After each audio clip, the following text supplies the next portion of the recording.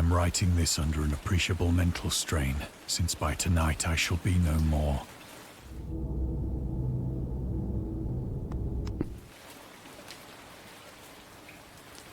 Penniless, and at the end of my supply of the drug which alone makes life endurable, I can bear the torture no longer, and shall cast myself from this garret window into the squalid street below. Do not think from my slavery to morphine that I am a weakling or a degenerate. When you have read these hastily scrawled pages, you may guess, though never fully realize, why it is that I must have forgetfulness or death.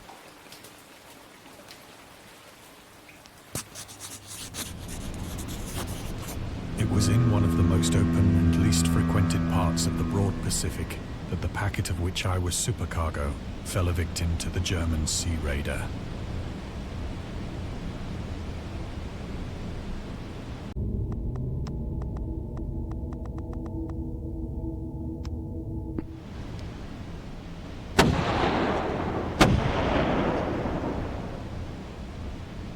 The Great War was then at its very beginning, and the ocean forces of the Hun had not completely sunk to their later degradation, so that our vessel was made a legitimate prize, whilst we of her crew were treated with all the fairness and consideration due us as naval prisoners.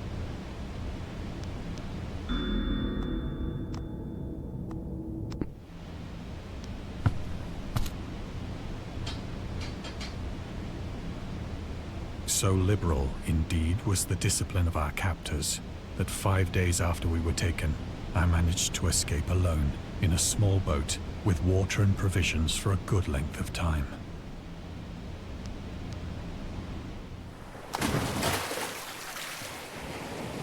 When I finally found myself adrift and free, I had but little idea of my surroundings. Never a competent navigator, I could only guess vaguely by the sun and stars that I was somewhat south of the equator.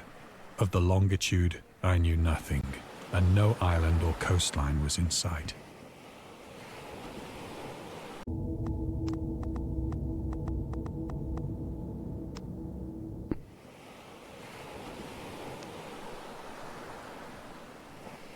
The weather kept fair, and for uncounted days I drifted aimlessly beneath the scorching sun, waiting either for some passing ship or to be cast on the shores of some habitable land.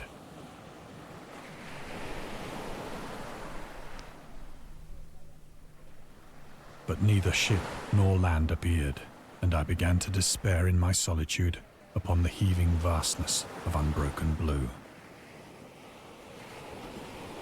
The change happened whilst I slept.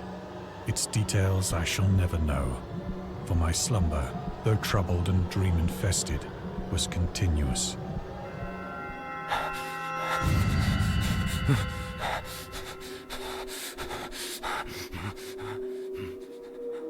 When at last I awoke, it was to discover myself half sucked into a slimy expanse of hellish black mire, which extended about me in monotonous undulations as far as I could see, and in which my boat lay grounded some distance away. Though one might well imagine that my first sensation would be of wonder at so prodigious and unexpected a transformation of scenery, I was in reality more horrified than astonished. For there was in the air, and in the rotting soil, a sinister quality which chilled me to the very core.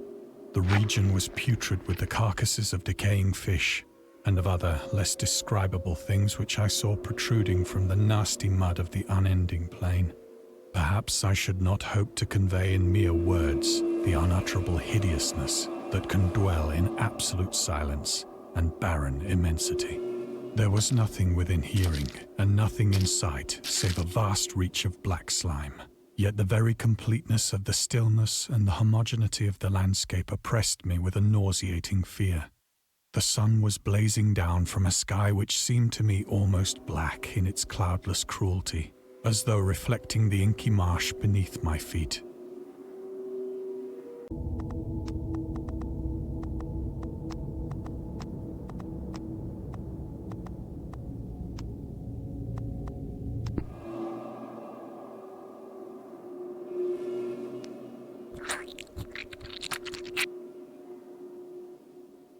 As I crawled into the stranded boat, I realized that only one theory could explain my position. Through some unprecedented volcanic upheaval, a portion of the ocean floor must have been thrown to the surface, exposing regions for which innumerable millions of years had lain hidden under unfathomable watery depths.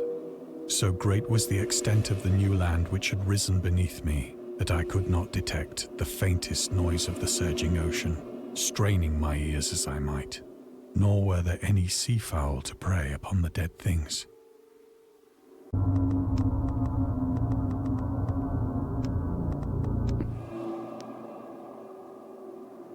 For several hours I sat thinking or brooding in the boat, which lay upon its side and afforded a slight shade as the sun moved across the heavens. As the day progressed, the ground lost some of its stickiness and seemed likely to dry sufficiently for traveling purposes in a short time. That night I slept but little, and the next day I made for myself a pack containing food and water, preparatory to an overland journey in search of the vanished sea and possible rescue. On the third morning, I found the soil dry enough to walk upon with ease. The odor of the fish was maddening, but I was too much concerned with graver things to mind so slight an evil, and set out boldly for an unknown goal.